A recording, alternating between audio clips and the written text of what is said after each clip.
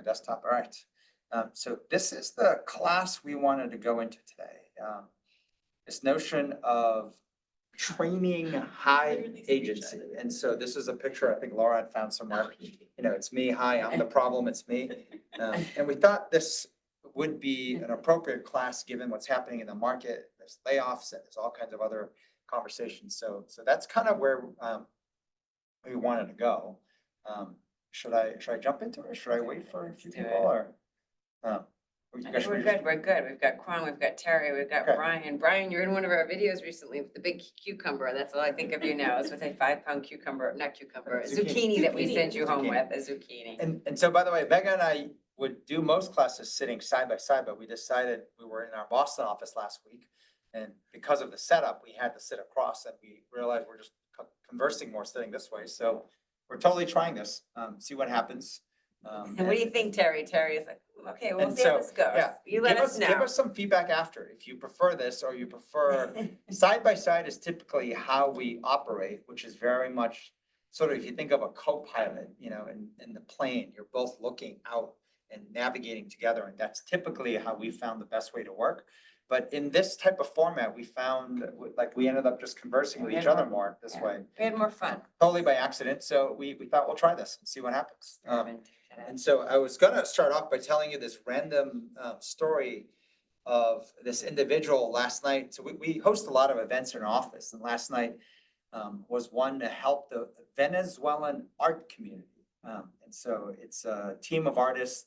The Venezuelan community in general has been quite decimated or hurt given everything that's happening in the country. And so they don't have a consulate in New York, so they don't have a place like a home base. Yeah. And so maybe this is bad for ICE showing up in our office now, but they have used our office as kind of almost like a home base, and a lot of them come and hang out and find community. And so we hosted an event where there's a collective of around 50 artists, and I think Art Basel is this big art show in Miami coming up, and they needed to fundraise for a booth and kiosk there. And so we held an event for them. They had Venezuelan food, they had Venezuelan artists. And in the process, I was just talking to this one woman who happened to be a big gallery owner here in New York. It's like pretzel without the R, so Petzel. But anyways, I was chatting with her, and her husband was there and asking what he does. Yeah. And he's a he's a residential real estate broker, but he used to be in soap operas. So I said to Charlie, oh my God, I used to love soap operas. That shows my age. I used to watch them all the time. But I said, but if he was not on One Life to Live or General Hospital, I don't care, right? Yeah. Okay, it doesn't matter to me. The other ones just never got into, maybe a little All My Children, but not really. So I was like, does it really matter? So of course I look him up last night. And the two shows he was on was One Life to Live and General Hospital, which of course in like the 2017 era, I'm like, I was watching it in like the 90s, like the late 90s, sick day home from school, off watching all the soap operas. So I grew up in Nigeria, so there was no TV. So So soap operas just never watched. So of course, when he said that, I was like, I don't even know what he's talking about. And then in the whole conversation, he's like, we're not talking about the soap opera and whatnot before I know it, but the point of the story I wanted to get to is we started talking about, children, if you have children and whatnot. And so they have a 12-year-old daughter, and I was telling them, like, and I have 2 kids, and my daughter's 12 too. And I was like, maybe this is like sort of not kid friendly, but I was like, my daughter is like my boss. And of course the wife's like, yes, exact same thing. My husband is totally whipped by the daughter. And I was like, she gets whatever she wants, but somehow, when she turned double digits, she just became a total bitch. Just totally changed. And that was so sweet with like, daddy like would sleep on my chest and just would like be so nice, so cuddly. This is therapeutic for Charlie. I don't know if you guys are gonna say. And like literally double digits. His daughter dumped him like a year ago. That's like 2 years ago. Well, you've been dumped, I'm sorry. But no, so I was talking, and the guy from General Hospital, like, he's like, yes, right? Like we're talking and we're bonding around the same point. The wife is laughing. And then in the process, I was telling them like, well, here's what I had to do recently.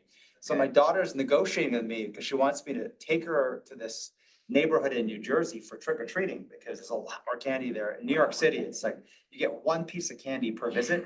Over there, it's like you just grab like full-size bars. And so she would get her entire year stash of candy.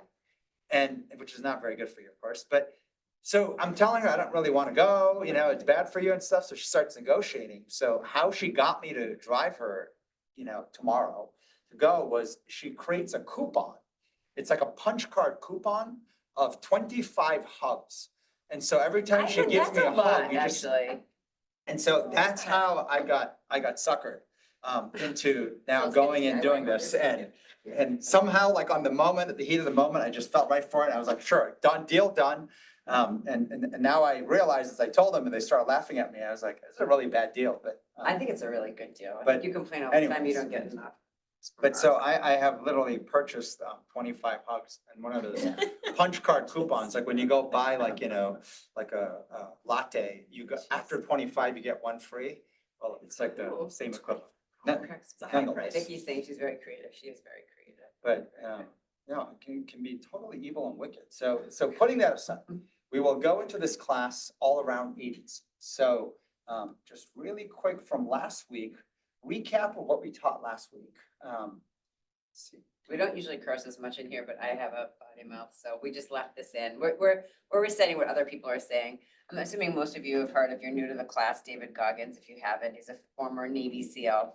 And we played this whole video where he basically talks about how, you know, pissed off he is that every day he walks around on this planet Earth, or this from last week, and everybody is so average. He's so maddened by how everybody just plays so average. Like, why are we doing that? So. And this notion of average, and I think what's interesting, we had a whole discussion earlier this week on this, which was that I think what's happened with AI is everything average that would still take a lot of time. You create an average email, right, for sales or marketing, or you create an average website, you make an average anything, it would still take a lot of time.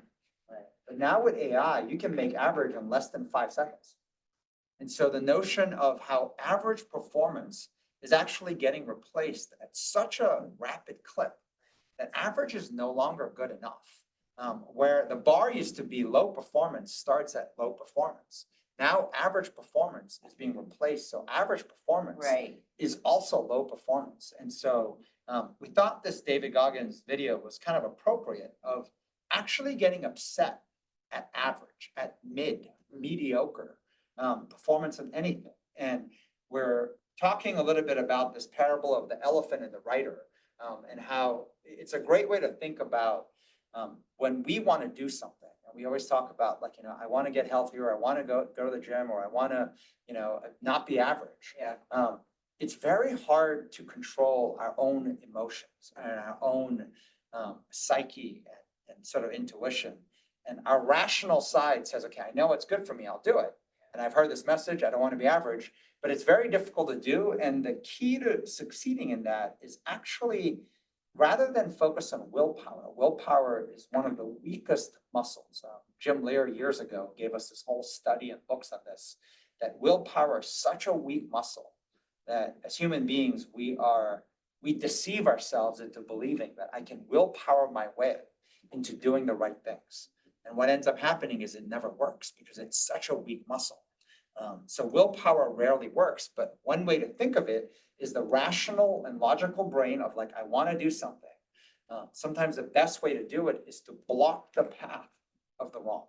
And so how do you block the path? And the discussion we had, sorry, it didn't come out quite well. I don't know why I was doing that, but was all around this notion of blocking the middle. So we'll cover this more. I don't know why the image is showing up like this, but so come back to that really quick as we go into sort of applying last week's lesson of understanding how average is now bad, and how do you, did the camera turn up first? No, you're good. Okay. All right. So just really quick, some of the stuff that's happening in the news, I'm sure many of you have read this. A lot of layoffs. I think they were saying there's a total of 170,000 layoffs. October is not fully over yet. Major companies suddenly doing mass layoffs. This individual, I think he's in the All In podcast, was saying, you know, CEOs in the past needed, you know, air cover, like from a McKinsey, to be able to give them permission to do layoffs. Now they're using AI as sort of that air cover. And this question of kind of what's really happening, and it's not fully true. There was another series of charts and graphs that went around. This was mapping kind of how AI just didn't kill jobs, it killed junior roles. And so it was mapping sort of the release and the popularity of ChatGPT to sort of less junior roles being hired, but yet there's a discussion that, it couldn't have had that impact just as quick. And so we were talking about this a little bit, where I think about junior roles, I think about a lot of mid-level roles being laid off right now. So a lot of, if you are like not at the top of the food chain, but if you're in that middle, which kind of would be like your career as you progress, you become a mid-level manager, they're being laid off rapidly. I think this whole hybrid work from home didn't help that process either. And so this question of what's happening, how do you actually succeed in this kind of environment?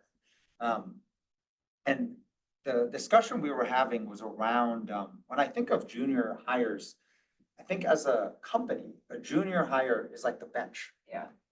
Most people will say they will not add much value for at minimum 6 months, sometimes even 2 years. It takes a while for someone on the bench to be able to actually produce enough for any organization. But you invest because the future is important. Right. And now the equivalent of that bench has become AI. Investing in AI for the future is important. And there are different ways to think of this. So when so much change is occurring, and I was putting some other stuff, I feel this is a slide, I'm just pulling some slides that Laura's pulling together for this new culture tour. Feedback we'd gotten years ago is that whenever you meet a mentor, typically you get capital, which is money. If you don't get capital, you try to get introductions. If you don't get introductions, you ask for advice. And I like this framework where CIA, the right way to think of it is AIC.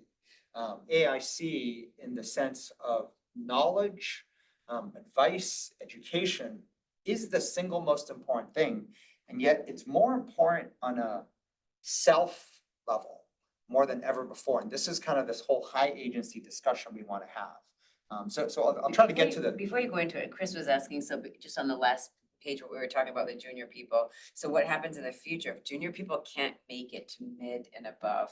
This is kind of this like existential, right? What's going to happen if you can't get junior roles, right? And you got to get to that more senior role. What are these kids going to do? And I think that question is coming up a lot in companies where like sort of depends how far out you look into the future.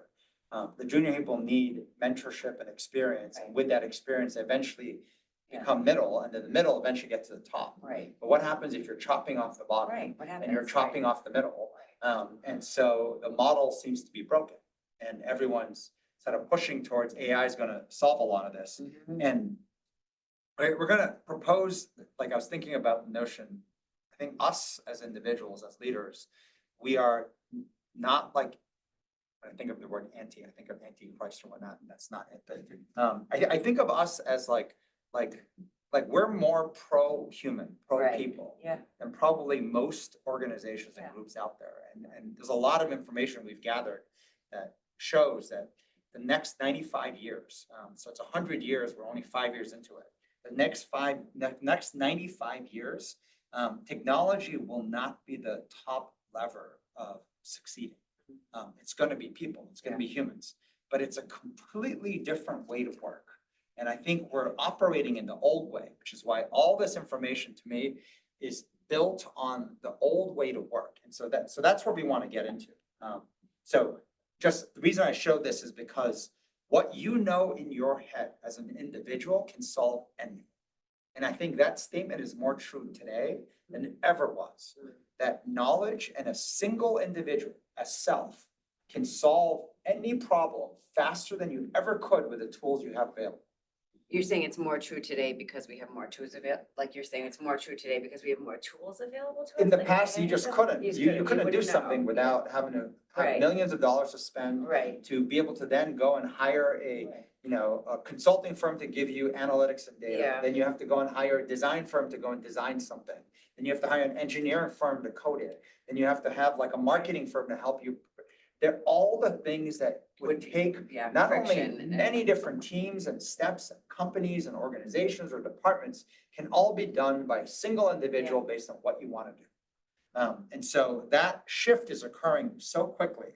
And so I'm jumping a little bit. Our thesis right now is the 3 top human skills are learning how to deal with uncertainty. And uncertainty, Dan Ariely, I think, is the top expert out there on this topic. We're doing an event next week with Marc Brackett, who's the top expert on emotions, understanding how important emotions are. But the two really work hand in hand because uncertainty is what drives and wreaks havoc on our emotions. So we were trying to get them to come speak together, but unfortunately, Dan is in Australia doing an event. So Marc Brackett will be here next week. By the way, anyone who, I think it's waitlist only, if you want an invite, either DM myself on X or Twitter, I still say Twitter, but or Instagram for Megan, and we'll try to squeeze you in. But these 3 topics of uncertainty, emotions, and then this meta skill of learning. Why, if we are the asset, you have to learn how to learn faster than you ever have, which of course involves the need to also learn the skills of unlearning old habits, old skills that no longer actually produce what you want. Trying to succeed with industrial age skills would be the single worst way to try to succeed in the 21st century. So learning the differences in the two, but uncertainty is kind of what we put first because it wreaks havoc on the human mind. Just all the possibilities of different things. And then from uncertainty can drive negative downward spiraling emotions, but also can drive the opposite. You know, that notion of unknown, curiosity, playfulness. And I think the best example I remember hearing years ago was around comedy and how, you know, when you watch a comedy, stand-up comedy, because you know, despite they might heckle you, but especially if you watch it on Netflix or Prime, or because you feel safe, just like you can still laugh. It's uncertain what's gonna happen in the But- comedy, but you know it's gonna be funny, The idea versus you're gonna get hurt or something. Or sometimes it's not funny, it can be offensive, but Okay. comedic timing has a lot to do with uncertainty. Right, Like comedy, stand-up comedy wouldn't work. This was the if you whole. knew it was coming. Like if you knew what was coming, it Yeah, wouldn't it work. wouldn't be funny. So there's a shock element. It's an anticipation, it's like a good anticipation, right? Like you're anticipating something. But it could be offensive, I guess, So but it's so funny, it's kind of, sorry. but no, We're but normally sitting next to each other. I know, it's like, we don't sit usually eye to eye, so it's like, I'm like, what are we doing? But, You wanna switch it? no, You wanna it's sit fine, side it's by fine, side? but that's fine, it's fine. But anyways, comedy I think is fascinating because comedy was an interesting way to think of what uncertainty in a good way does. Yeah. It wouldn't be funny if you knew what was gonna come next. That comedic punchline has to do with uncertainty can be enjoyable. Yeah. But uncertainty, generally speaking, is It's negative. horrible. Yes. It creates more stress for the Yes. human body and mind than anything out there, and that's been in the data and study. Can I just bring up this topic Sure. as a for instance, just because it was on my mind as you were talking about this, and you mentioned comedy, but uncertainty. So this morning, I was woken up really early by my 12-year-old not wanting to go to school. Of course, my husband throws him at me, doesn't give me the context if it was a little bit of bullying yesterday, so he doesn't want to go today. There's a big party at school, which I would think is a very good thing. There's a Halloween party the last 2 periods of school. I'm thinking this is a good day. This kid does not like school, has a hard time learning. This is a good day. There's dancing involved, loves to dance. Doesn't want to go to school. I was trying to explain to him kind of this uncertainty, because I think you're right. He's not sure what's going to happen. And so it makes him believe it's going to be negative, right? I don't have a lot of friends. I'm struggling. And so I don't want to be there. I don't know what's going to happen. I'm trying to tell him, you actually don't know what's going to happen, but I actually believe it's going to be a better day than the other days because Brendan, you like to dance, you love music. It's a party. You're not sitting in your classroom. Isn't this better than sitting in your classroom? He's not a big, he doesn't, he's not a great learner. Fascinating He because struggles. obviously the uncertainty is making him predict He's something predicting negative. bad. Right. And I'm thinking, what? And I struggle with this myself. So of course I'm feeling like, oh God, I'm coaching him on stuff that I struggle with, which is, but you don't know. You might have a really good time. You might, talk to somebody you've never talked to before. You might have fun. You might meet a new kid that you've never, because the classes are different, but now you're all coming together. I'm thinking, you know, but all he's thinking is a negative. And I'm sure the last party he was at or whatever, it was all negative. But I'm sure there was good things, but he's calling up the negative. Yeah. He's remembering the negative, Yeah. right? Can I tell you what it makes me think about is, discussion we had walking Okay, last night. okay.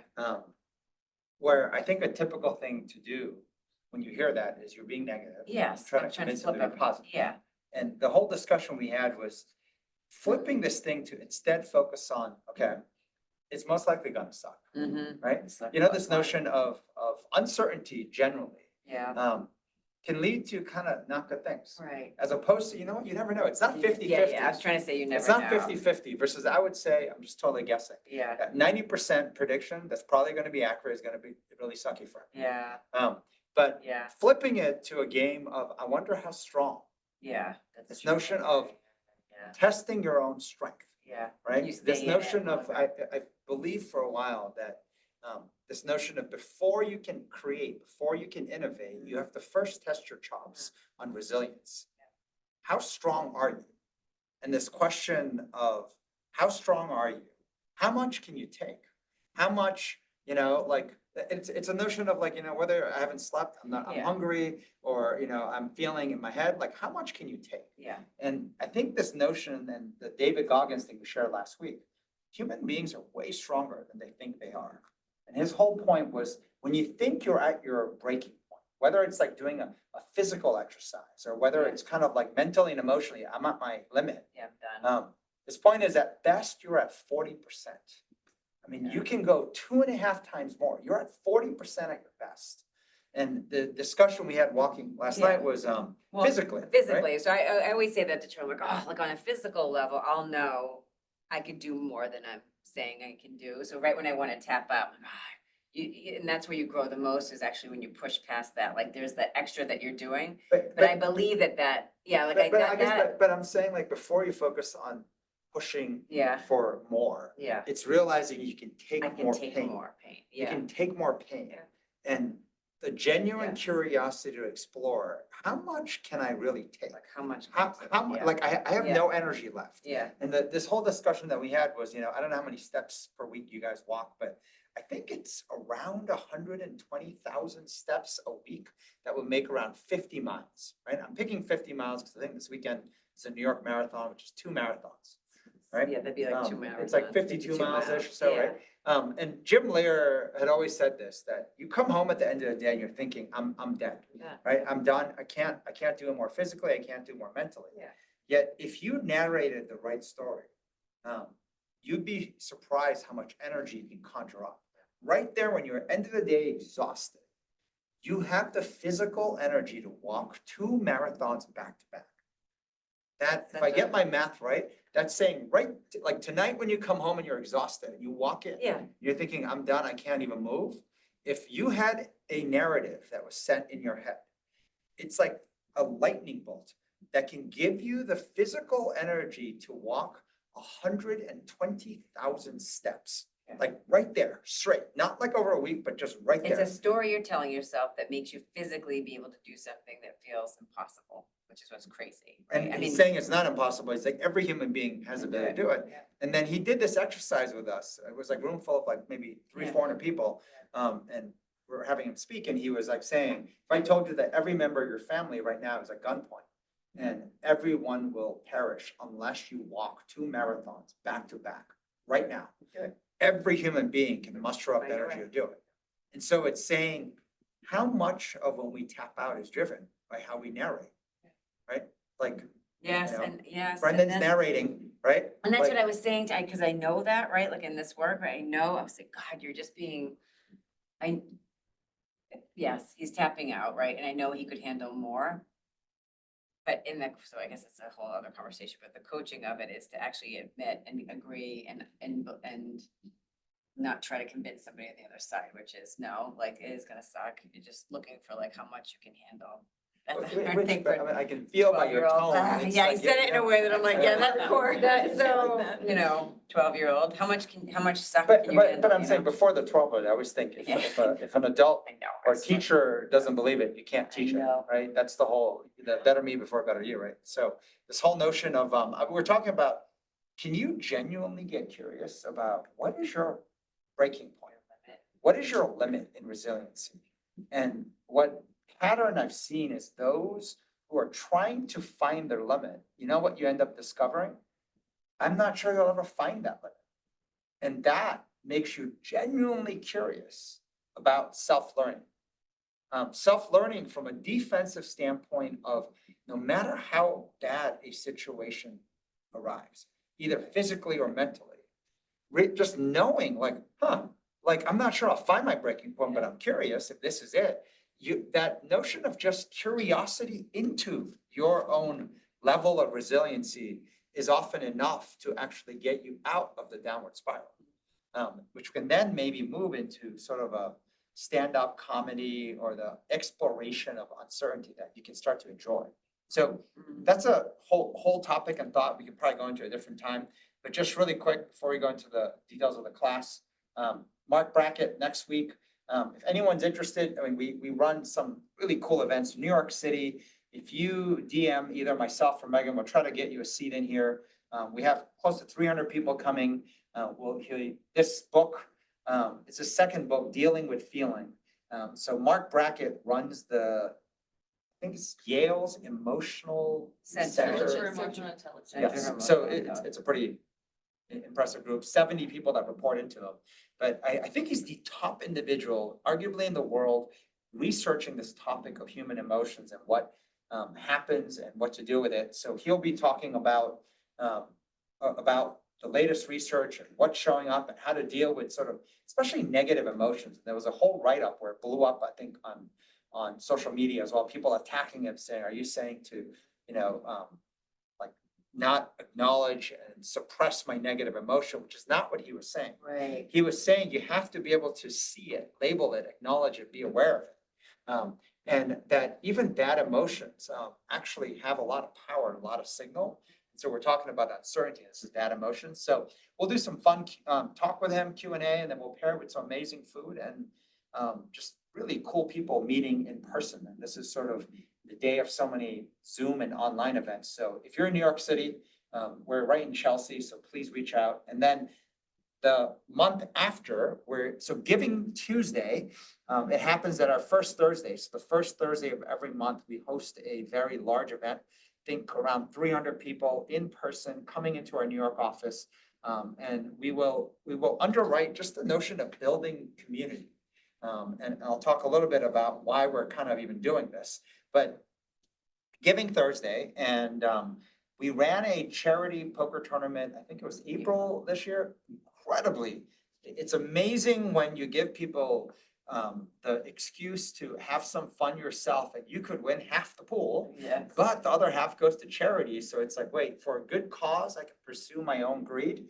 And Good people cause. went nuts. I mean, I did not Pursue my own expect greed. how many rebuys people did, but the seats flew out like in a matter of minutes. So if you're interested, once again, just send us a note. We'll try to get you a seat off of trying to tell people to go onto social media more. And we've just started doing this in the last 2 weeks. So it's kind of like an early way to find a backdoor into this thing, but it should be a very fun event. Probably around 200 people playing Texas Hold'em poker. And the three communities so what's going to happen is there's going to be up to 5 charities. And the top 5 winners, right? The prize pool gets split. First place gets the most. If you win, you get to pick which charity you want to support. But we're going to, instead of open-ended charity, we're going to give you a set of charities to pick from. And so we're also in parallel searching for different charities that are supporting 3 communities. The Venezuelan community, the Chinese community, and the small business community. And Megan and I, on one hand, have no connection to that. I am not Chinese, and Megan is not Venezuelan, and we're not small business. I thought you were gonna clarify, I'm not Chinese. Right. Maybe.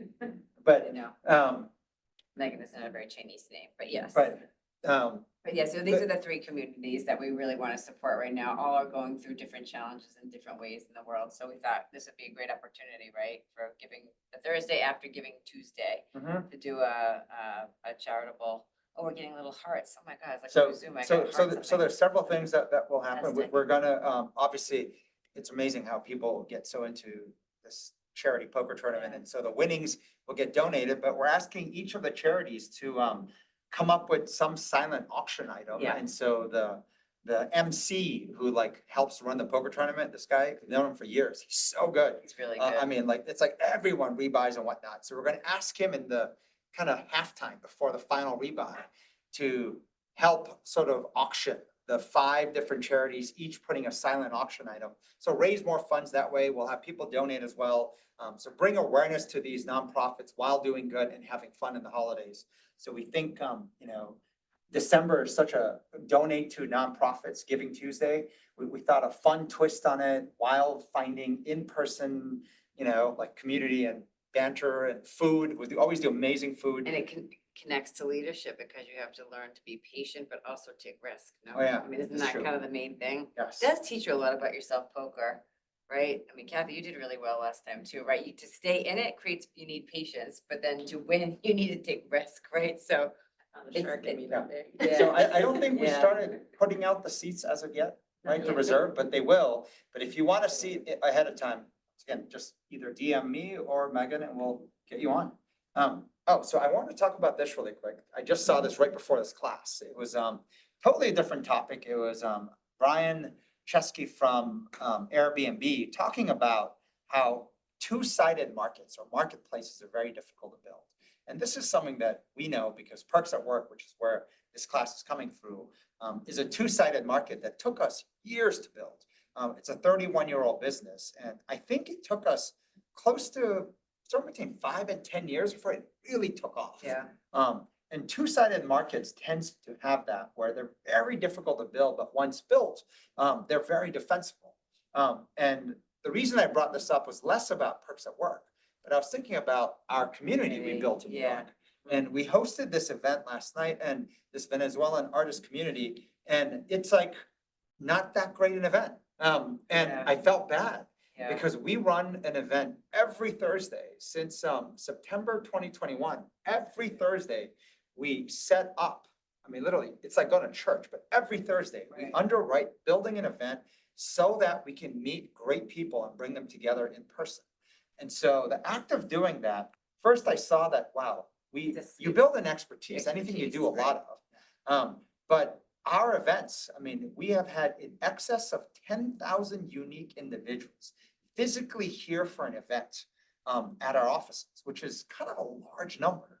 And the diversity of the people is insane. I mean, it like literally, you'll meet the people who are like General Hospital. Special agents in the CIA to like running West Point, all the way to like General Hospital soap opera, Grammy award-winning artist to up-and-coming artist, a college kid or famous artist to, you know, like billionaires and people who own professional sports teams, and people coming together and just meeting the diversity of the group. And so I'm sharing this because we're experimenting here. And so everyone is falling into 5 levels, and we started running this experiment. So your name tag will list you as a noob, a belonger, a regular, a builder, or an insider, 5 different levels. And so the notion of trying to segment this 10,000 plus user database, and as they come, trying to build, we always have around 25% to 30% new people. And it's everyone inviting someone. So it's not like we, besides something like this, public announced on the internet, somebody knows someone and brings them as a guest. And yet that many interesting new people show up, just like the soap opera person yesterday or the art gallery CEO. We just meet a lot of very interesting people. But why, people always ask us, why are you doing this? And the simplest aspect of collecting people, we're talking about how we are collecting people. And why are we collecting people? When you think of companies who, you know, always invest in college recruiting and bring in crops of new hires, which is what we did for years. And we had 10,000 engineers applying every year just to hire 10 or 20 engineers for years, for 10 plus years. And why do you do that? The notion of future potential, the future potential of what could be and what could be done without even knowing what it is. New hires might grow up to be some amazing individual that, you know, breaks through and whatnot. I think AI has become this, oh my God, if we invest in AI, what we could do.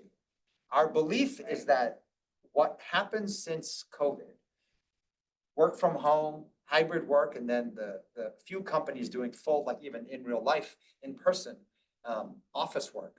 Everything is getting mixed and no one knows where it's going to settle.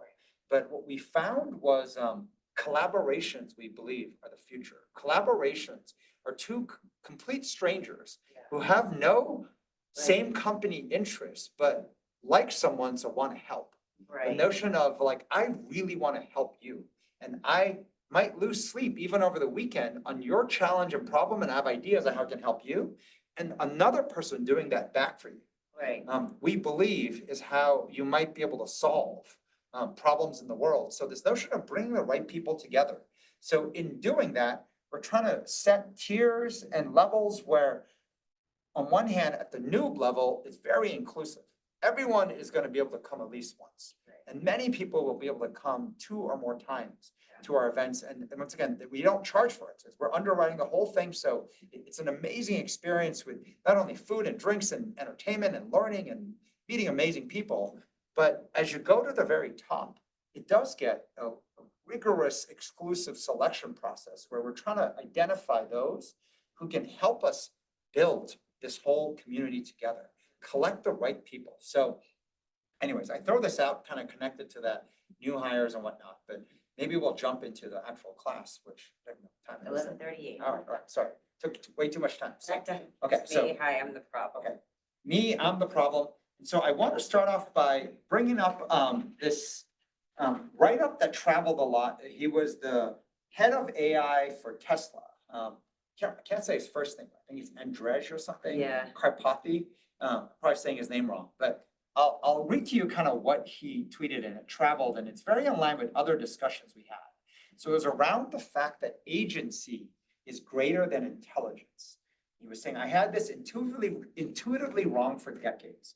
I think due to pervasive cultural veneration of intelligence, various entertainment, media, obsession with IQ, agency is significantly more powerful and significantly more scarce. So are you hiring for agency? Are we educating for agency? And think of educating in companies when you onboard, or you even have existing learning and training, but even if you go to schools, whether it's starting at like nursery and elementary to middle school, to high school, colleges, postgraduate degrees, are we educating for agency? Are you acting as if you had 10x agency? So he asked Grok, which is the AI that's built by Elon Musk, just say, can you explain to him what agency is? And he said, this is close. Agency as a personality trait refers to an individual's capacity to take initiative, make decisions, and exert control over their actions and environment. It's about being proactive rather than reactive. Someone with high agency doesn't just let life happen to them, they shape it. Think of it as a blend of self-efficacy, determination, and a sense of ownership over one's path. People with strong agency tend to set goals and pursue them with confidence, even in the face of obstacles. They're the type to say, I'll figure it out, and then actually do it. That notion of, thinking to doing, and that loop being very tight. On the flip side, someone low in agency might feel more like a passenger in their own life, waiting for external forces like luck, other people, or circumstances to dictate what happens next. It's not quite the same as assertiveness or ambition, though it can overlap. Agency is quieter, more internal. It's the belief that you can act paired with a will to follow through. Psychologists often tie it to concepts like locus of control. We talk a lot about internal locus of control versus external locus of control. High agency folks lean towards an internal locus, feeling they steer their fate, while low agency folks might lean external, seeing life as something that happens to them. So this traveled heavily. This guy's a bright guy. And it resonated across similar themes. And I'll go into a little bit more. I put on the top. So the high agency, the way I define high agency is understanding this self as well as mission, continual learning and investment. So I just sent this actually to Greg and Wei are traveling. Just kind of like on a totally separate note, this is just what I had written to him, and Greg loved it. So he wrote it back saying, To me, high agency is self to mission, all levels of mission, hardest, harder, easier, easiest, knowing that I can make the biggest impact, the biggest difference. Then everyone else, everything else is additive, the extra. That notion of whenever you find yourself constrained, well, I can't do that because of, whether it's some person or some other, thing that needs to occur. So whether it's another human being or it's another thing, technology has to mature, whatever the constraint might be, to learn the skills to say, wait a sec, maybe there's a way. That may be a combination of myself to mission, and I'm constantly up-leveling myself. And that is allowing me to get better and better at going after harder and harder missions. And why harder or hardest is because you're going to pick the ones that have the greatest return, greatest payoff. If you go after easier and easier missions, you become average.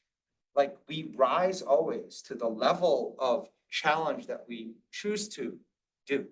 If you choose to go after something more difficult, it requires you often having to learn and upgrade. If you don't, it's kind of like you have more than enough. I was gonna say, it'd be like thought when you said that, if you go to a school that's a little bit above what you feel, you say college, right, whatever it might be, but you're going to a school that's a bit above what you think you can handle, right? You've got to like stretch versus go to a safety school, is that be? Or I think they say it a lot in sports. If you're almost always, practice with people who are better than you. Right. If you're tennis and you play with like people who are way better, even if you get destroyed by them, it's amazing. Your game levels up. Totally, yeah. So the notion of a harder mission is that it becomes something that seek that requires you to have to improve. Right. And so the pursuit of really hard missions will require you to improve yourself. But once again, only if you go in with a high agency mindset. If you go with a low agency mindset, you're going to say, well, I was never supposed to be able to do this. Right. And I'll never learn the skills, and someone else has to do it. Right. And you quickly spiral into kind of the wrong direction. So I'm pulling slides from the past. So we had a slide, and I'm sure, Laura, we could update some of this with, I like some of this guy, Andrew, I'm saying his name wrong. But even this whole discussion with other HR people, when you guys met with an HR roundtable, I think they said the same thing, right? High versus low agency people, there's a perception that high agency people are special. Yeah. Versus like, as in they just exist, they're born with it. Yeah. No, it's a trainable skill. And training the skills, the building blocks of high agency. And it starts with recognizing, wait a sec, like I'm choosing the wrong mindset. The wrong thought is to go into low agency. There's a whole mindset piece here. This is an old slide I pulled up as well. We did a lot of work with a guy who built the cybersecurity unit of the CIA. And then in the last, almost like 10 years now, he's made the most investments for the US government in AI companies. And so what he found was you can't train people how to use AI without training their decision-making skills. And what does that mean? And I think when I think about it more, it's all coming down to this notion of high agency. High agency is actually you applying your judgment, making decisions at a rapid pace. And so this is kind of the same topic. This is from an earlier LIP class. We talked about helplessness and powerlessness, feeling unable, versus the word empowerment also showed up with the word agency, right? Having the belief, the confidence that I can go and figure this out. See, it's not like I know it, I have it figured out, but but I can learn to figure it out, right? I can learn to, that's the notion of agency versus removing agency leads to a mindset of this internal state of helplessness. So maybe to make everyone feel a little bit better, and this is kind of all slides that Laura's in the process of updating our culture tour. Maybe you won't feel as bad if you realize our entire environment, entire school system, the entire org chart of every company was actually built for 200 years, conditioning us for low agency, minus the very few people. And when I say minus the very few people, if you were ever a king, queen, prince, or princess, you would actually learn how you were trained for high agency. Right. It's like Game of Thrones, Joffrey, right? He's trained for high agency. He's become a very evil one, but high agency. But if you were also in the C-suite, you were trained for high agency. We spent a lot of time, like Jim Lear trained the C-suite, all industries. spending time with him was always around the nuances of imposter syndrome Right. and all the stuff on the very elite C-suite at the top. And so we'll figure out a way to make this slide a little bit bigger, but the 100-year change of schools and work, and if you look on the left side, it's the first 100 years was the years of kings and queens. Then it went to the years of industrial age factories.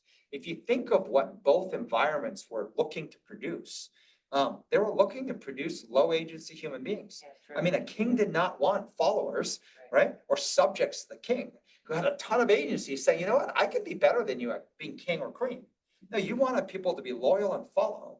And then when you go to factories, you wanted people to follow the rules, work in an assembly line, clock in and get the job done really well.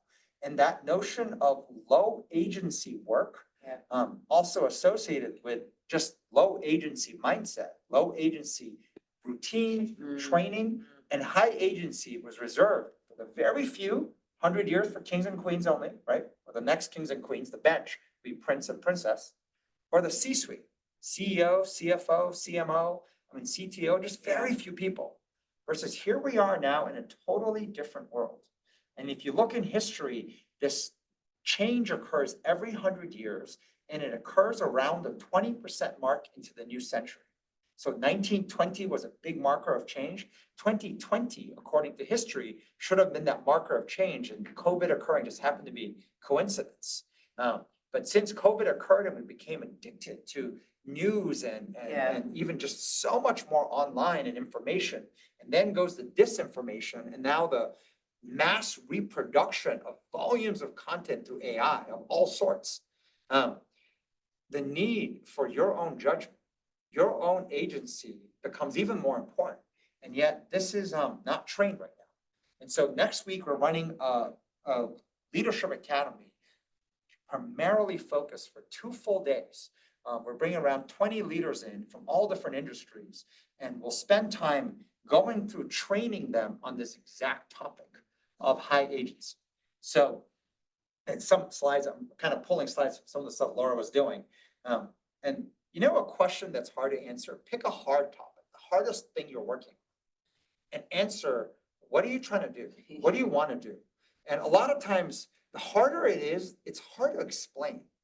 And so if you are able to explain what you're trying to do in many different ways, whether it's through words, whether it's through whiteboarding, whether it's through maybe 1 or 2 page, like printout, or through a paragraph, if you can explain what you're trying to do really well, you will see that it's very easy for someone to help you, someone to give you feedback.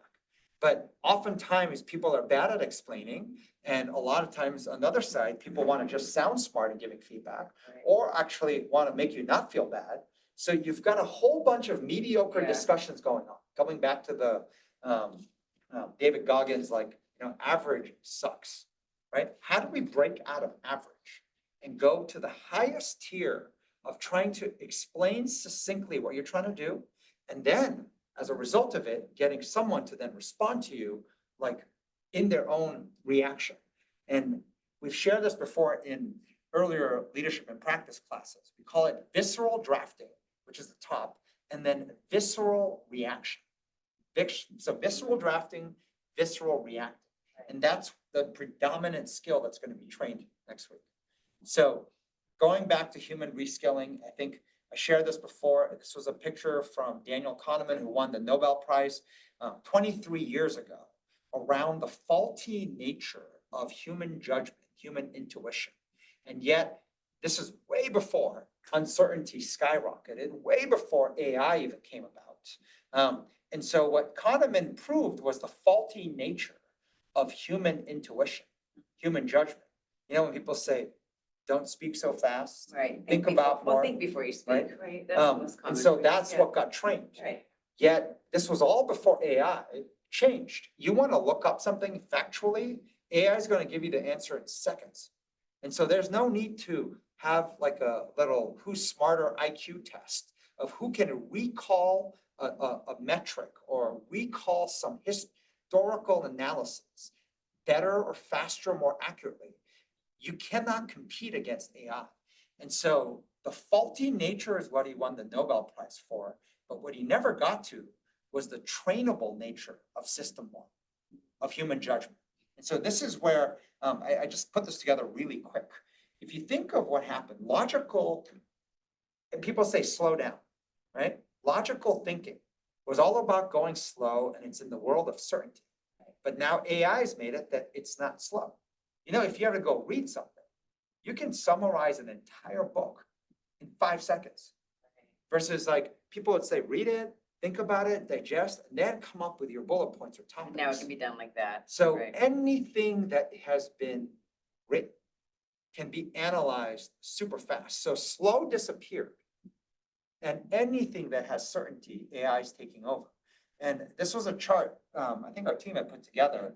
The way that we typically work in terms of our human energy looks like this. You start in the morning with the most energy, and as the day goes, it just goes down. Which is why a lot of people talk about the most productive routine is to wake up earlier in the morning, try to get more done in the morning, because by afternoon, you're like toast, right? You That is- naturally get lower levels of energy as And I the would day say goes on, for 200 years, if you were, working for the king and queen, or That was 200 true. years if you're working for the factory, that is the mode of operating. So how is it changing? And if you look on this left side, this notion of using human judgment, human intuition. And by the way, where AI hallucinates the most is if you ask AI anything that is not certainty. Right. If you want to analyze a research paper or an article or a book, even authors of the book say AI summarizes it even better than the writer of the book. That's even. Better than the author. AI picks up and even things they forgot and is so accurate. But when it comes to uncertainty, what AI has done, unlike remember Google search, if it doesn't exist, it says you can't find it. AI just makes it up, right? And on one hand, that's been great because you always get an answer. On one hand, don't human beings do that too? Don't they make up an answer if they don't know, right? Mhm. If they're uncertain, we call it LHFA, Yes. right? Aren't you just kind of making it up? And I'm saying human beings are better at that. Better than at AI. making it up. When I say making it Yeah. up, but to start, you might not be, but Right, trained over right, time, yeah, right. right? And by the way, that making it up, we talk about making your educated guess. That is a trainable skill. Why is it, whether it's FBI SWAT teams or different groups, whatnot, like why is it certain people just have better judgment? And are they born with it? And how do you train them? Yeah. How do you train that? Starting at the high school or junior, or elementary level, this idea of agency. How do you train agency so you get better Yeah. at being able to take a better guess, make it up, but someone else's make it up is far better than others. It did just make me think though, when you said that, back to the unlearning, right? Like before you can actually learn high agency, I think the problem is, like I said, and speaking for myself too, we get trained to have to fake it till you make it kind of, like, you gotta like, you can't be, like, AI can actually hallucinate, say something crazy and you can yell at it if you want to, but Yeah.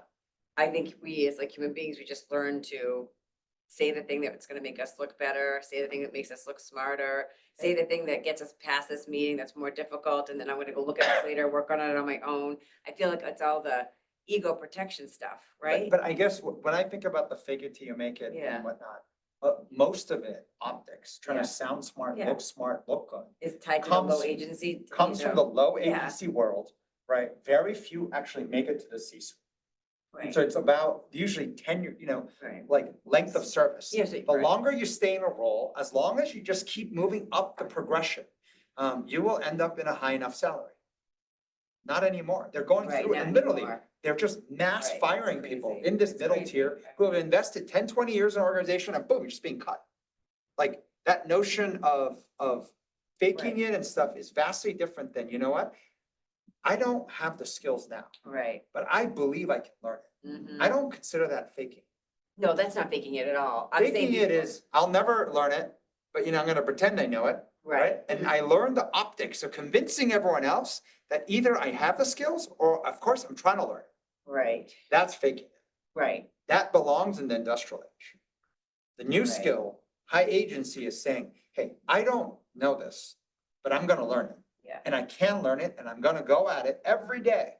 And the notion of believing that pursuit, that agency of I can figure this out and then follow through to take the steps to learn it, that's a different skill. It's a Yeah. different mindset.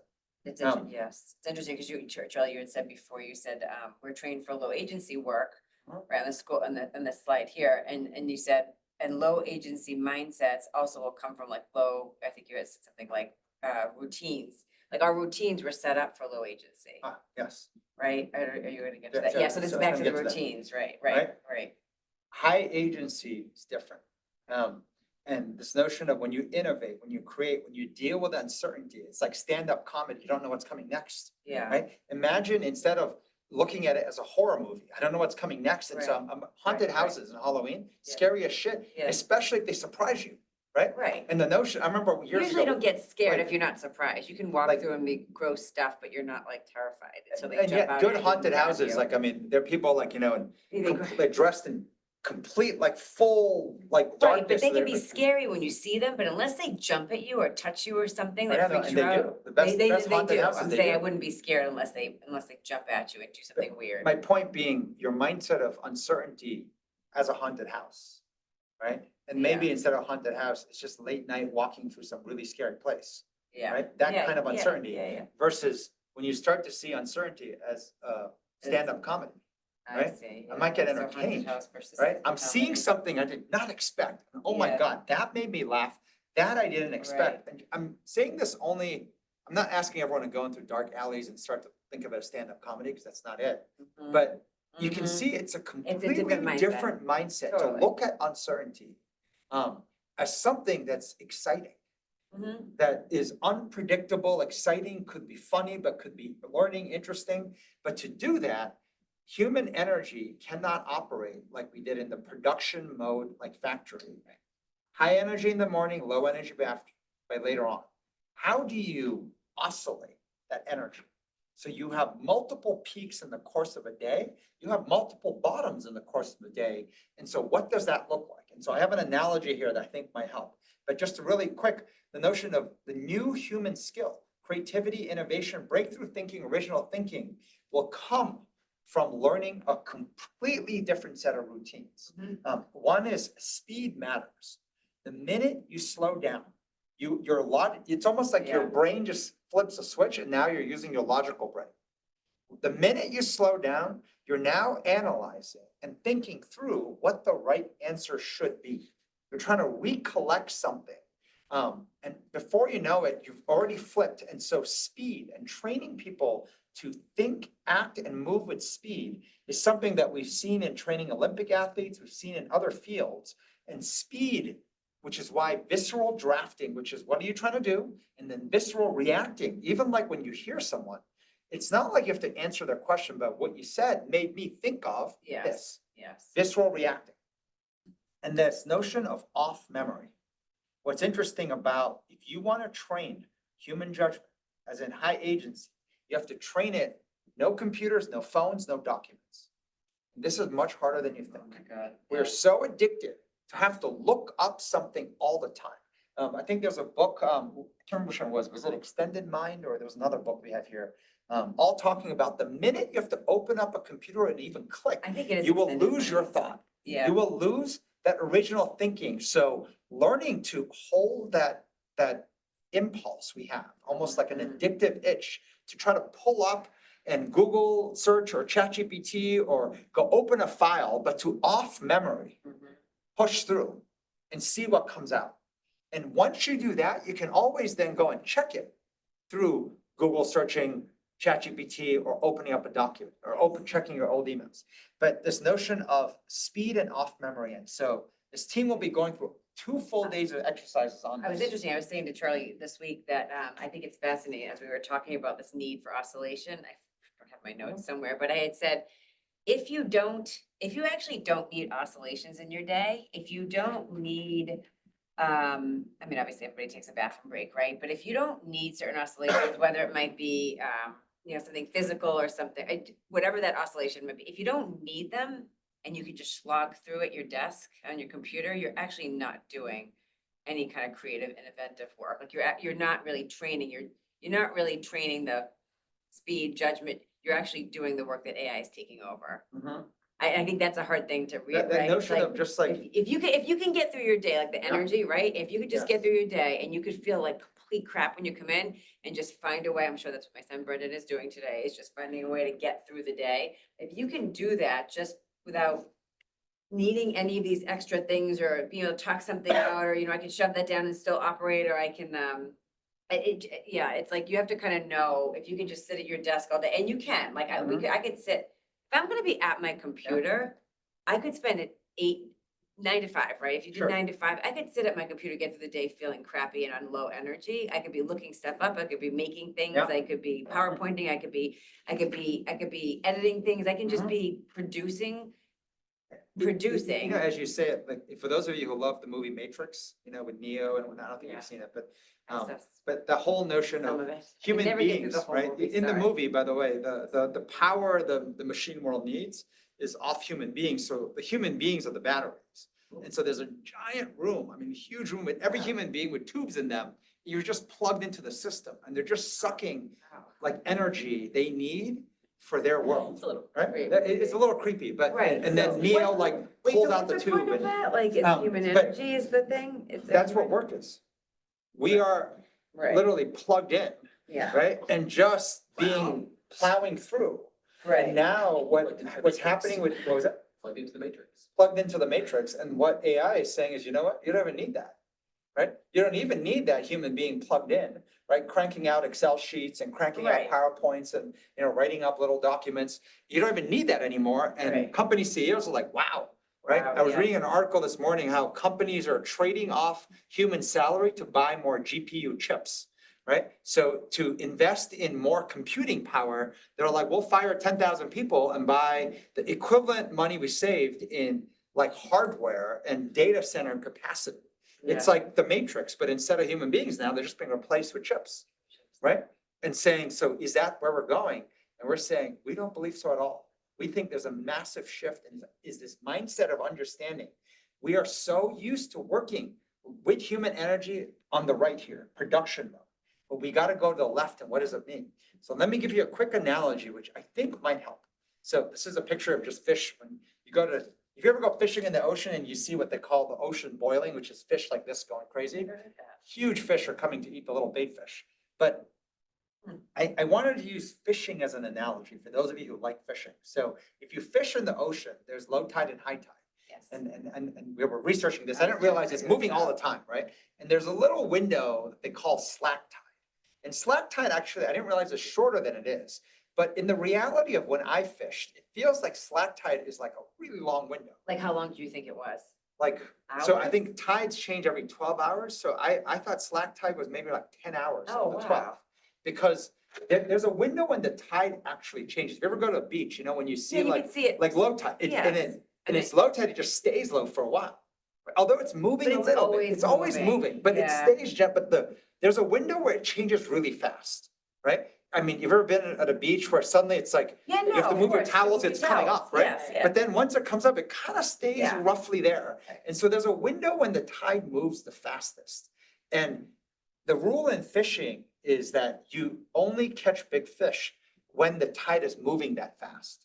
And when you go fishing, I fish a lot, like, I swear it feels like 45 minutes. It's very It short. feels like there's a short window Yeah. where the tide is moving. And I remember always asking in the beginning, why is that? Like, it's a lot easier to fish, right? When it's all calm and I can like go and cast my lures or put my bait in. Why is it fish bite the most? When it's When it's like moving so aggressively. So I gotta like move around and they were saying it's because A lot.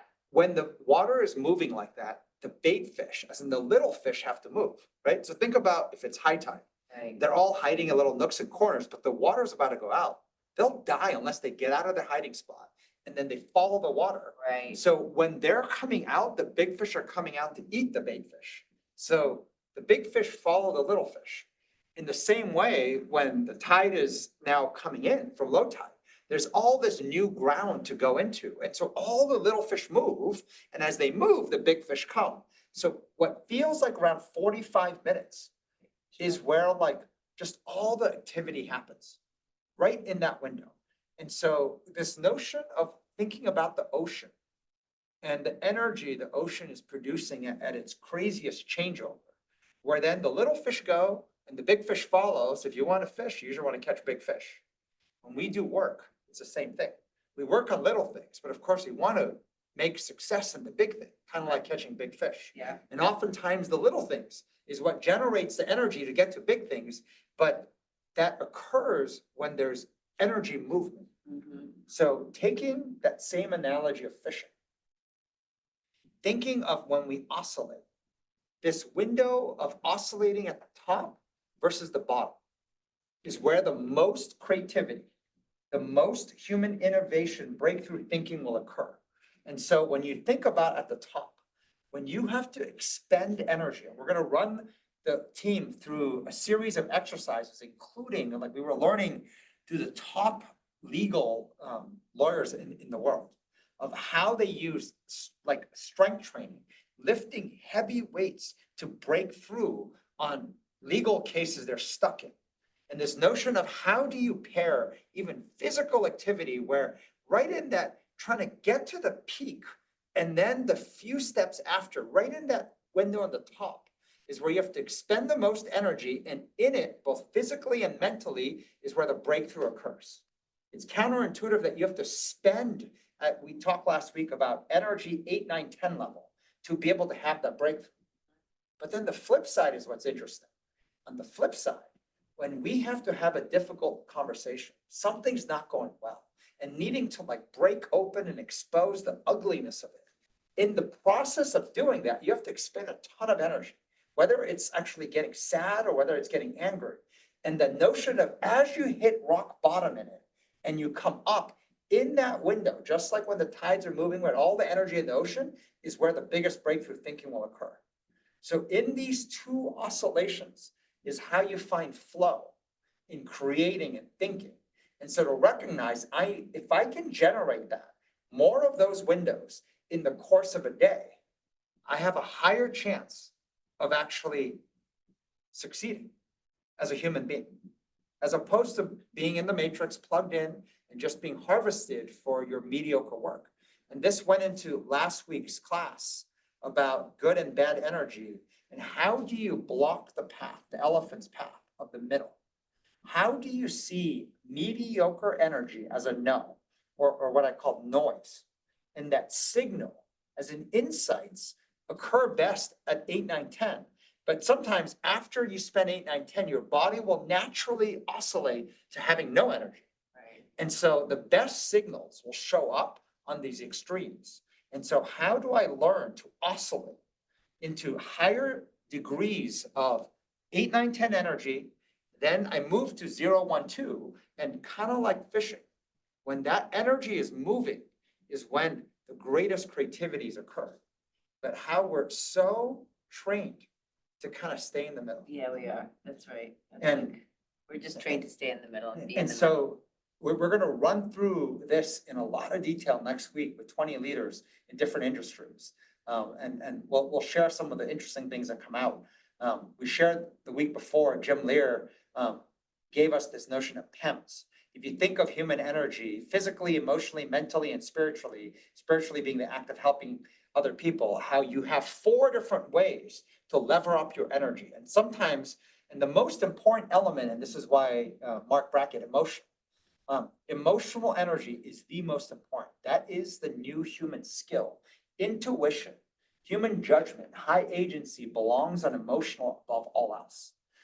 And how the other 3 things can drive a trigger into getting 8, 9, 10 emotional energy. What were you gonna say?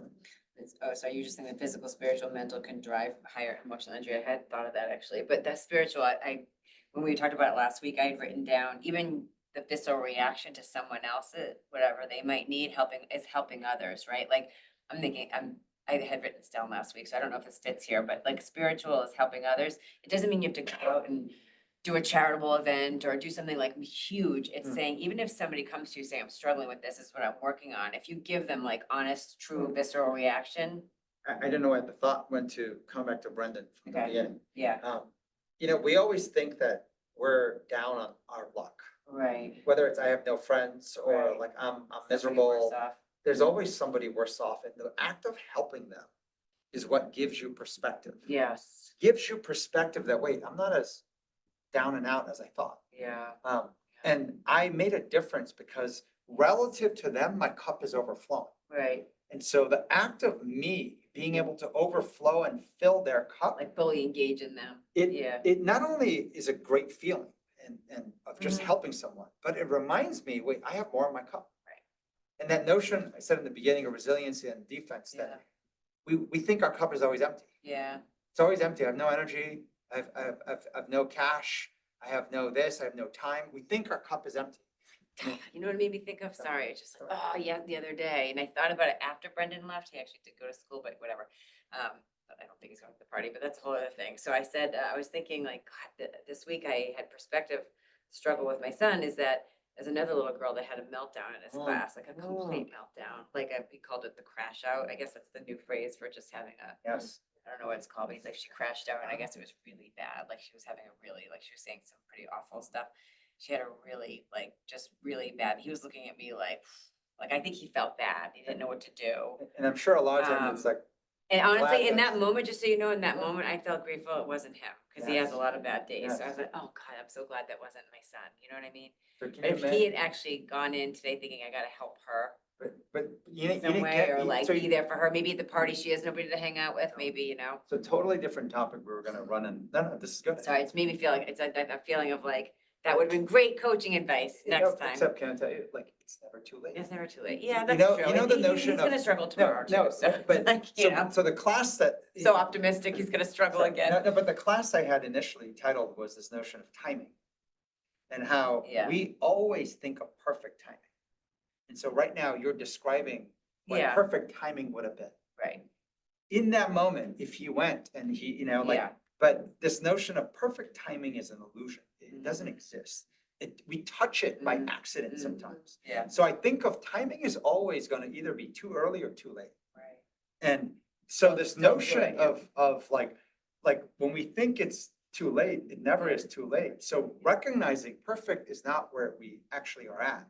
I'm either gonna be too early or too late Yeah. and not be so, Hard on I don't know, yourself. feel hard on yourself Yeah. and picking one of those two. Everyone who always thinks it's too late, Yeah, it's never too late. As soon as you have the insight, go do it. right. Brendan can go on.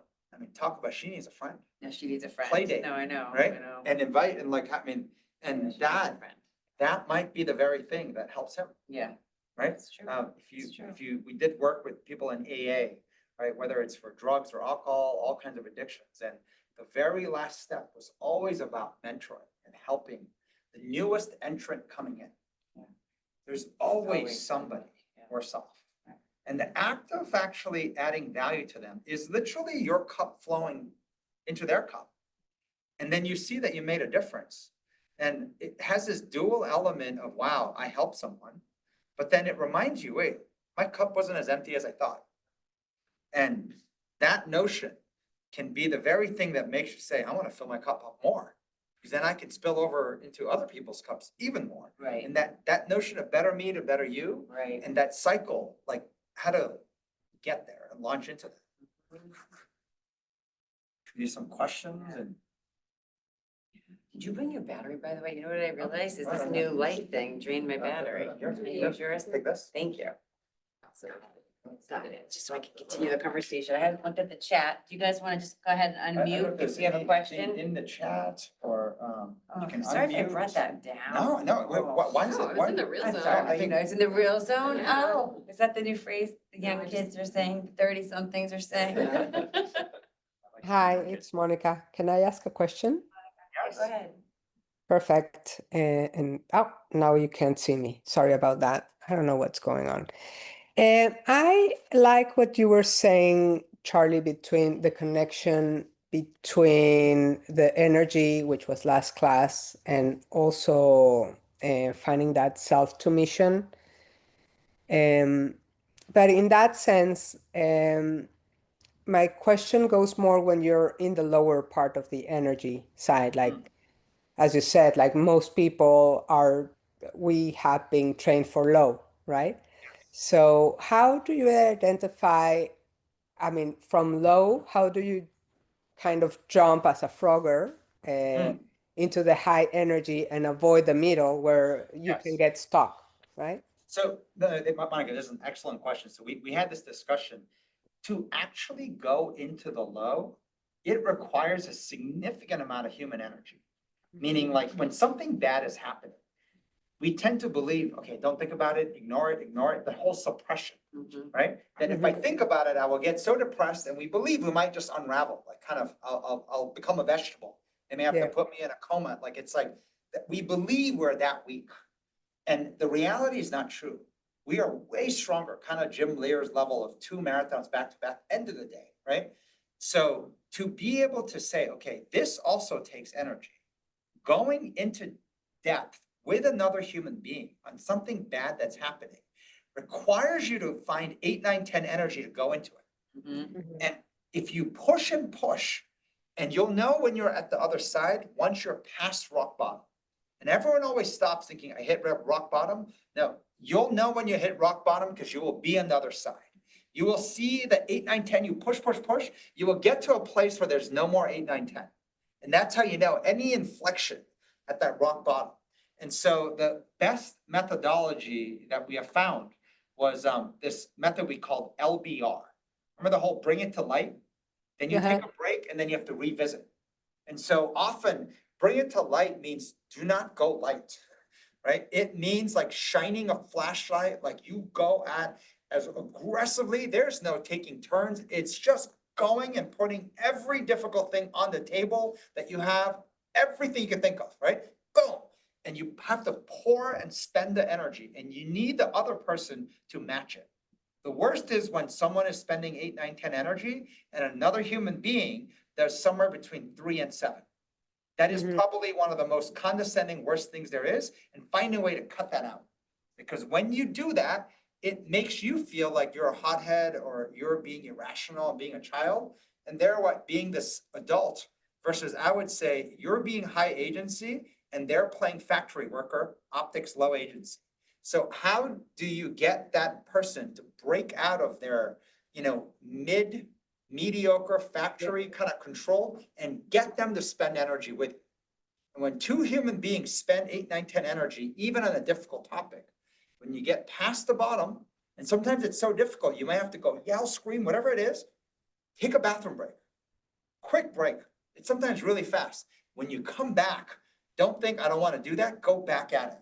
And you may have to do that several times. You'll get to a place where often the insights will come on the revisit. So LBR is bring it to light, take a break, and then revisit. And the act of doing that can generate the insights you need. So, and I think it's counterintuitive that is also just like fishing, right? If you call that the low tide, right? When the tide is moving and the energy is moving at the low tide level, this is where you can find big fish. Yeah. You will probably find little fish, but you will find big fish. And so that spending of human energy at the bottom is equally important as an area to create insight, to generate, something of value, as it is at the top.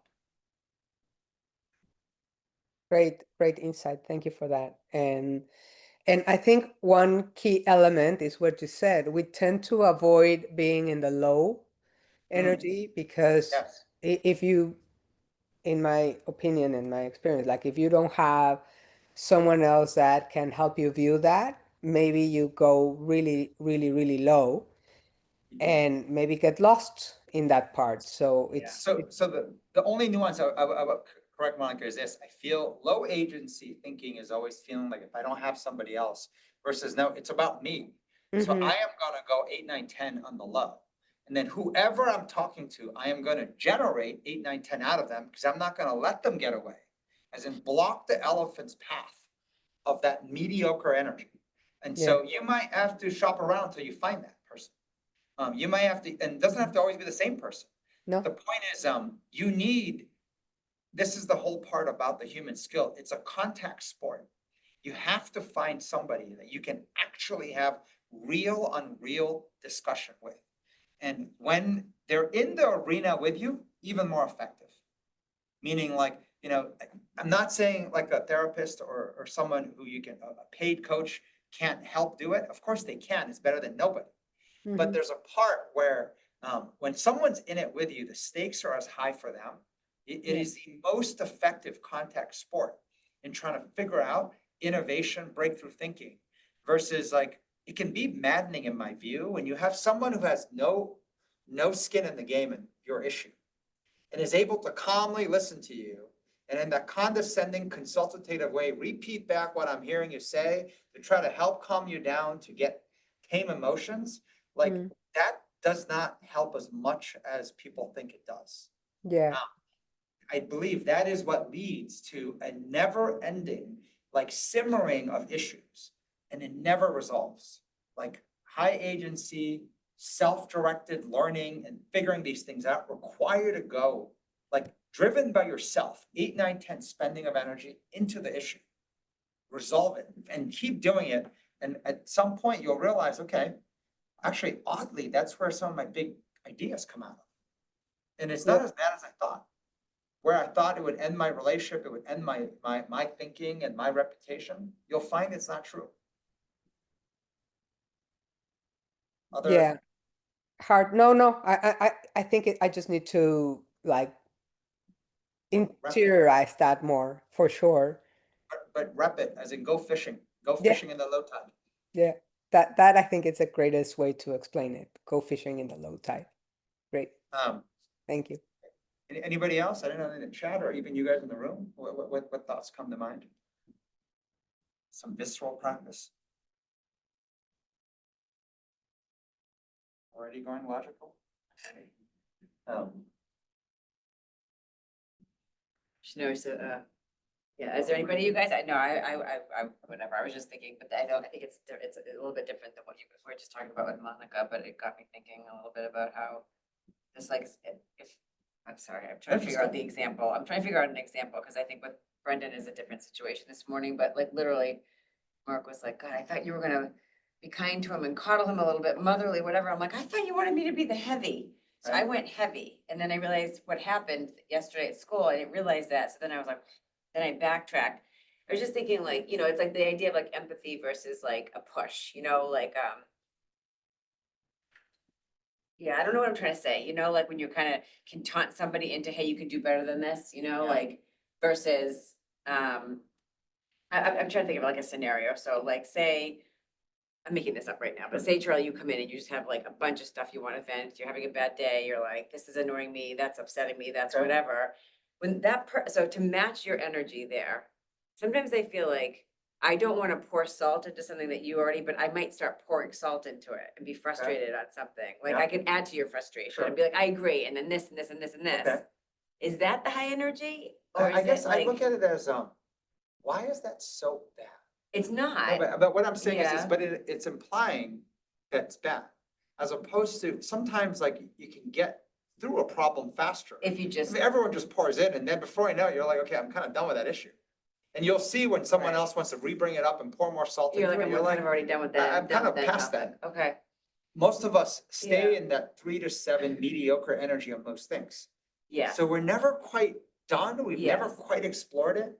Like, And actually, and I was just thinking, I think what I think happens, I was just thinking for myself, sometimes I'll be thinking, well, I want to, that feeling of, I don't know if you guys feel this way, maybe this is going to sound awful, but sometimes it's like, I just want to get to work. I want to get something else done. So I Yeah. don't even want to pour energy into it because God forbid this becomes something bigger. And I might be thinking, I have other stuff that I want to bring up, but I'm shoving it down because we have shit to do right now. Yeah. So I'm trying to temper you, hope that it's like a little tantrum you're having that you're gonna get over on your own, so that, otherwise I'm thinking, you want me to go into mine right now? Cause I could do that too. So it's like that feeling of like, save the energy to go do the actual work. I think what we're saying now is your work, whatever that product you're creating, is gonna be pretty crappy because you're not being real, you're not being visceral, you're not being authentic, because your emotions are all bottled up into something else you're either suppressing or want to say, but you're not saying it. So how good is your brain gonna be on that innovative, creative, uncertain work that you have to go do? That's a really hard mission that nobody's ever done before, but you got to figure it out. So maybe what I'm saying, I'm trying to think through this a little bit, but like, if the project I have is actually not uncertain and it's like some tier of like, I guess what industrial you said- age work, maybe I can I want to get to work on When you that said the thing. project I have not uncertain, I'm like, what project do you I'm have just- that doesn't have? People will find it. People Really? will find it. You'll find I something. think there's none. Oh, I you really don't, think you there's don't none. think you could take slides and just like wordsmith them to death and just keep Yeah, but kind of, wordsmithing is not, if someone tells you what to do, you go do it as one thing. If you're left alone, okay? how do you know what's good? No, and you what's don't, you done? don't, that's true. That's Okay. uncertainty. Okay. I don't think, So you can't like- do that well if you do all the things I just said, which is, you know, suppress your I pulled this attenders, up suppress because mine. you're explaining how to work on the right. Yeah. Versus like, you know what, how do you bring 8, 9, 10 energy? Like high agencies, you need to bring it. Right. It's not about the other person, right? How many Right, times right, it's like, well, I'm gonna try to not feed into it. I'm like, right there Mhm. already, all that mindset is He's you going going into right. someone else's, But, oh, no, which is not you- high no, no. agency. You are literally narrating yourself to operate right in that middle, that Yeah, nose up, Totally, yeah. right? yeah. And you will stay stuck. Yeah. You will stay stuck. I kind of felt that I was just thinking about like last night after the event, I was like trying to work on the clip. And I felt the difference in my energy from like working last night on like a 30-second clip versus like last week on a 30-second clip. Like I could feel just how much it affected like In a good way? or in bad? a bad bad way. way. In a bad way. Like I Yes. just like felt, I was like, I quite literally, I said to them, I was like, I just don't feel inspired. Yes. Just like I Yeah, didn't, yeah, like I didn't feel yeah. inspired to like make a good clip, and I was like, oh my energy, like, oh, this is becoming like really shitty. Yeah. Yeah, And I like felt myself taking longer and overthinking, and I was Yeah. just like, You're not in the But- right, No, but can I tell you sort of like my observation on yeah, that? So last week was fun and it was a great event. So you had that energy of that great event, which is at the top, Yeah. right? Producing that. yeah, But do you know, a skill would be when, I think we shared this last week with David Goss, right? Mhm. Like a true skill is when it's a shitty event and you're able to generate the 8, 9, 10 energy and still produce something.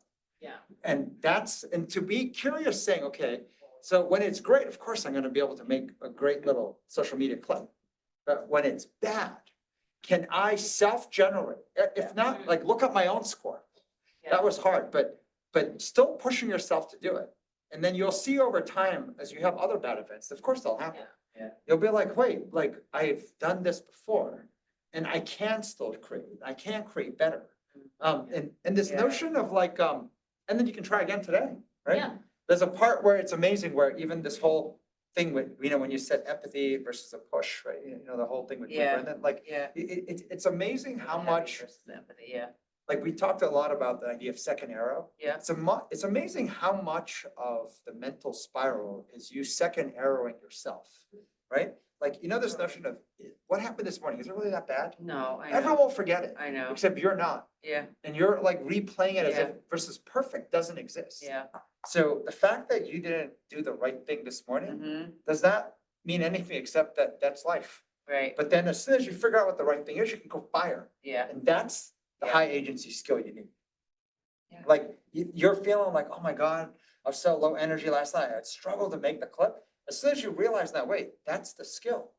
Learning how to make amazing social media clips on a bad event, right? And I wonder what I can do, right? And then you go through and then as you try to do it, these are the things we missed. We didn't have Kalulu up. And if you did, you'd have seen more like images and pictures to pick from. And so maybe that's what actually led to part of it. And maybe there's other ideas of, like, and like, but I'm saying there's like things that like you could have done, right? yeah, And so now you're like, God, like I'm gonna write that down, the next time, but yeah, it's amazing how take another shot. And, Greg, the discussion we had, the biggest insight for Greg's growth has been around that lesson in hard. yeah, He recognized how many times he went into work Thinking. expecting something to be easy or normal. The minute he went in prepared for hard mode every day, Yeah. he started to act differently. That notion of like not being scared of difficulty, right? Horrible event, like, oh, I can make it better. Like, that's a skill. Event goes well, and I can sit there and just kind of watch it, it's not a skill, right? Or I can contribute to already a great event. Yeah, that's the notion of realizing the bad is not as bad as you think, right? But the skill, the high agency skill, is that turnaround and how fast, how creative. Like, yeah. that's the stuff that like makes, Well, you could see in the event last night, 'cause part of it wasn't like our actual events, we were sort of like allowing the group to use our space, so there was a part of I wanted to step back and see what they would do. sure. And it is interesting, just, you know what I mean, take like this, actually observe someone else running it. Yeah. And what I noticed is how unable they were to, in the moment when it's going wrong, fix it. I mean, it just was a complete, I felt like it was a train wreck. Yeah, I mean, It was agree. like, wow, But- like they but just can't But adjust. imagine if I told you, Megan, we're gonna rerun that same event. Yeah, what would I And now do you're in now? charge. What Yes. would you do right now differently, right? And, but you say, I have no idea. Oh, no. I had a Okay, few thoughts. Imagine sharing it, even Yeah. amongst our group, as Yeah. opposed to why wait? Mm. Like, and that's what starts to rep your skills, Yeah. right? Right as the head woman, the red, the one that was in charge, whatever, I said, when she was leaving, I was like, God, if you had led with your story, like she had a really inspiring story about that painting. It's like 25 years Yes. old or something like that, and she never completed the other two of the series, or like in Germany, whatever. I'm like, oh my God, like it had like a, Everyone would wow. be bidding for that painting. I would have been bidding, Yeah. we could, whatever. I was like, start with that story, and Yes. like if you would have started with that story, right, Stories were like. missing, stories were Stories were missing. missing, and Luke was doing the Order. story now, So- he had the other people, the artists that were here give the story, but Laura gave it, Laura gave you it, took and then $40 that- out of your no, pocket to get No, that, but I was like, the story you was know? missing, and the story was showing up only once they were desperate. yes, Yeah. and then it feels pathetic, Yes. then it feels like Yes. pathetic, I was like, oh order God, also mattered. I would not have started with Yeah. the. maybe, who knows, There's the but. vagina statue. so. You know, you can't be, Charlie looked at me in the picture, he goes, that looks like, vagina," and then it comes out and they're like, this isn't, I was like, what is going on right now? But I think the stories, I do think like to me was the biggest thing, cause Yes. I don't look at art, It and be didn't like, come alive. wow, and whatever, you hear the story of how they made it, when they made it, what it means to them, Yeah. you're like, well, maybe that is more inspiring, you know what I It mean, would like, have had everyone change to everything. consider what I want and buy, and then you start out, versus like everyone's like, Yes. he that- starts And when speaking, people you came couldn't even in- see the piece, they I came up front, I mean, everything was know. When done. people came in, like, they could have but- done the stories to. But this is the part, like, there's so many lessons from seeing something Bad. really badly done. Yeah. Which is why life's full of lessons on either the great things, Yeah, but also the more horrible something is, you're like, wow, yeah. if I could do that, and this is the part, high Right, agency that's what I requires you to did say, again. if I could drive, and Yes. I could do What I that, would do. here are the things, and you go Yeah. through it and see like this little discussion we have. Yeah. You have like a gazillion ideas, and then Yeah. this will give us ideas for, I Yeah. promise you, you'll be able to reuse it somewhere else. Yeah, when we did an auction for PS 89, I don't know if you remember, they had like a silent auction and Mark was driving it, but I could see, so I jumped up on the few that he was doing and helped, cause you need, it's Time to- hard, you have yeah, to I keep know. talking, you have to keep Yeah. coming up with other angles. Then we started showing, look at this, is the money's gonna be used for the kids here, and look at this rug, you don't want them laying on that rug, let's buy them a new rug, you know, like, you have to like keep coming up with stuff, it's like relentless to get people to, you know, but also if you do it really well, then they'll want to. When you don't do it really well, the event, then they don't really wanna like, you know, so it's like, No, I watched this, was it last Friday, there was a group that we donated running a 20% dinner in our kitchen. no. It went for $40,000, I right, think- for this nonprofit. But the order that was interesting, now I think about it, is that the chef first spoke about how they got into it and the challenges and struggles, it was emotional. And so it just, and got honored and was the award. The auction came later. And it was that chef that would be, It's sinking know, in as cooking people for that are like group. at the event and talking. and so and- people wanted to experience Yeah. this chef cooking for them and their guests. Right. Versus like run the random auction for, a space I've never seen with a chef I don't know much about, Yeah. like, doesn't do much. It's not gonna do anything. Yeah, Right. anyways, Blood heartstrings. all right, guys. Good class, I hope.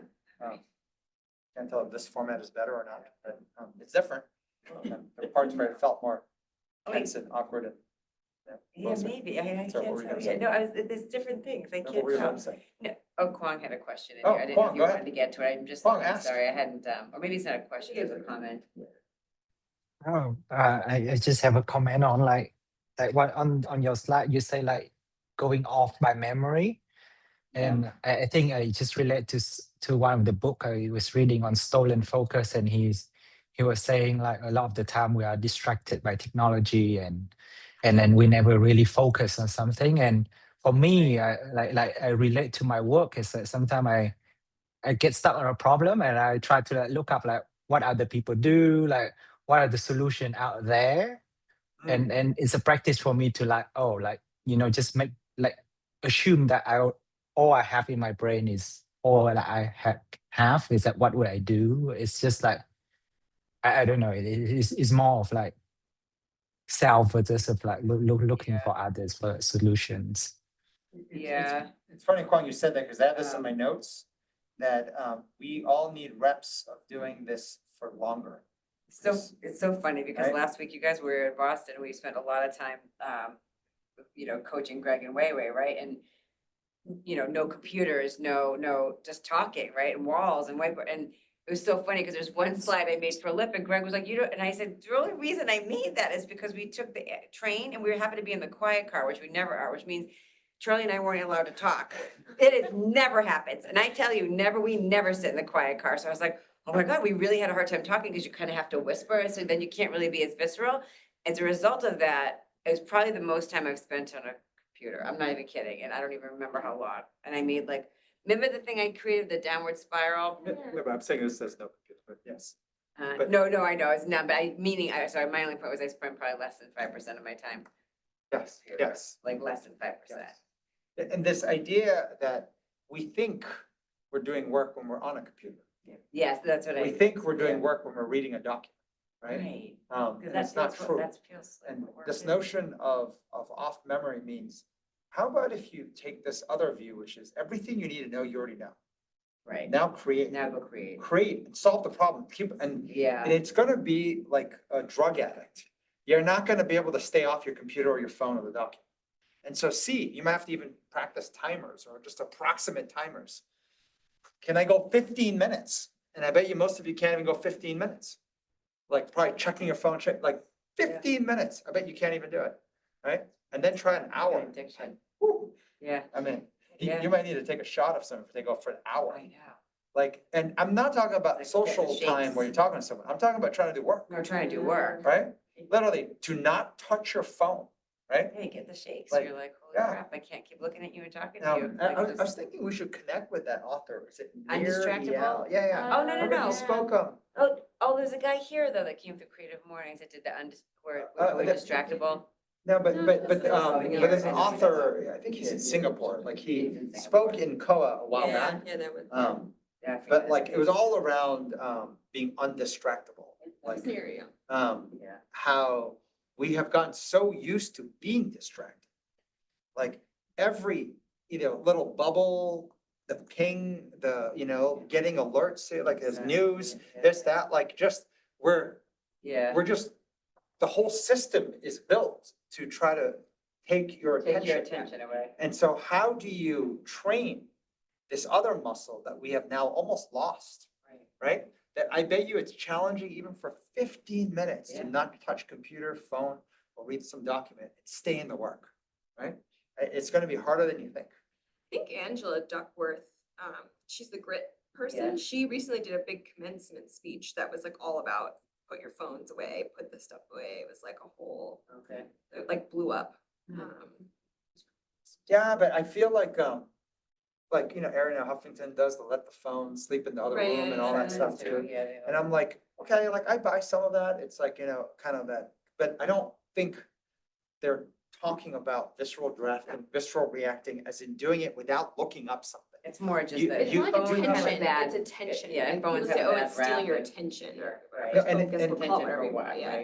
But and this notion that it is, but then what are you trying to do? Do, yeah, Right? that's the As mistake. No one's opposed to, talking like, about Like in the that. core of the work, No one's putting it talking away, not like Yeah, ancillary times. right. Yeah, when you're actually, it's like Visceral. blocking off the time to That's always actually what you said, do with deep visceral thinking. drafting, it's just what. But like I said, it's like go fishing in high tide or low tide when it's changing. So generate that energy. And so the little things, the big things, and just, you're always trying to catch big fish, right? Nobody goes fishing just for the bait, right? Mhm. So, try Try and it. catch Tell big us how it goes. Talk to us on social media. You can interact, and we'd love to hear your comments, thoughts, any further follow-up questions and whatnot. If not, hopefully we'll see many of you next week, some in person. I think next week's class on LIP with Danny is all gonna be around foods that will help you do this, right? Foods that will help you oscillate to 8, 9, 10 energy. So we're I gonna, think he was saying that there's some things you do that are baseline, like all the gut health stuff, like create serotonin over time. Sure. And then there are things you can do like Cool. right now. Right, that's cool. Like what's the thing that would give, yeah, okay. Find out next week. Probably dark chocolate, something like dark chocolate or I something can like see that, that. who knows? That's cool, though. Yes, There's a good baseline stuff you have to do and then add on top when you Yes. need it, the short term And hit. gut health makes the serotonin, so it's there. And okay, then you can activate it. Activated. cool. So we'll have that next week, That's and then cool. next Activation. Thursday, we'll have Marc Brackett here. Should be really fun. I feel there's a lot of hot topics there. If you guys have questions you want to ask him, by the way, send us a note as well. Either Instagram or X. But I wrote a bunch of ideas I would say this week about, I want to ask Marc Brackett about the differences he's seeing in like really young kids versus like teens on this emotion work. Any differences in gender?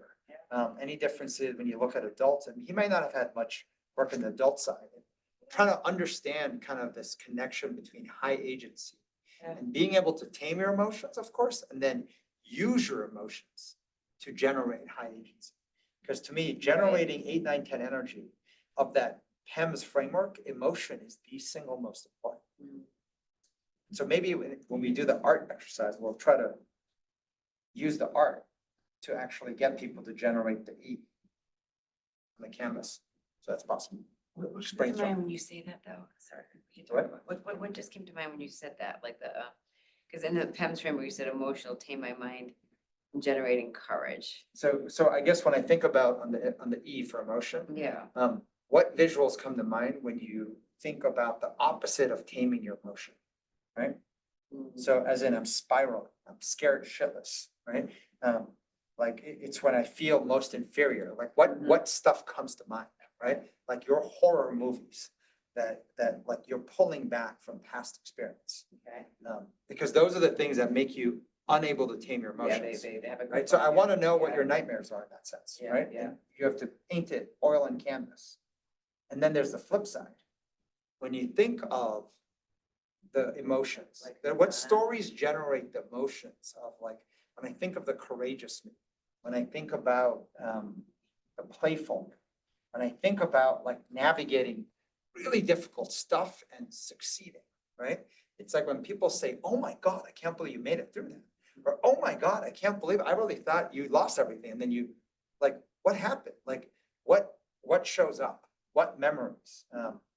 So we're gonna play with a famous artist, painting it on canvas and then sharing kind of what shows up. It's gonna be part of the leadership exercise, so it should be interesting too. A lot of interesting experiments. I think we're figuring this out. So yeah, it's like Pinky and the I Brain. like the positive, I Pinky like and the brain. the how you, I can't say think out loud, but how you speak to yourself, how you speak, how you think out loud, and what you say does influence what you do. I what you love that the believe. world needs this, I think, more than ever, and there's just, I mean, the CEOs of these big tech companies are literally just bathing Yeah, in yeah. wealth. You know, NVIDIA hit 5 trillion, right, valuation this week. And then I think Microsoft and who was it? Somebody else hit 4 billion, or this is a 4 trillion It's valuation. insane, Um, 5 trillion for and Nvidia is insane. They're making more money, more profitably, getting rid of employees and investing in hardware. And so like, and it's moving up and it seems to have no end, at least as of now. And so the counter agent to all this is Yeah. to say, no, human beings aren't now, it's like the energy source changed from the matrix, right? You throw all the human beings away, right? And now we're gonna go with some old executives just using AI and Yeah. hardware chips to make all the money and leave everyone, income disparity getting even far worse than the whole 9 yards. Yeah. And I'm like, I don't think so, right? There's a whole nother path. It's just a completely different mindset of how human work has to be done. So you can see how like fishing in calm waters, also known as slack tide, right? Is what we tend to do. Yeah. Factory workers coming in, energy is just like by the end of the Right. day, right? And we're like, we didn't catch any big fish today, but we try again tomorrow, right? I'm like, you're fishing in slack tide, right? Yeah, Versus how do you generate the energy movement, right? yeah. In the top or in the bottom, and with that, catch big fish. Right. Small fishes start if you have to. All right. We will see you next week through game. Bye, everybody.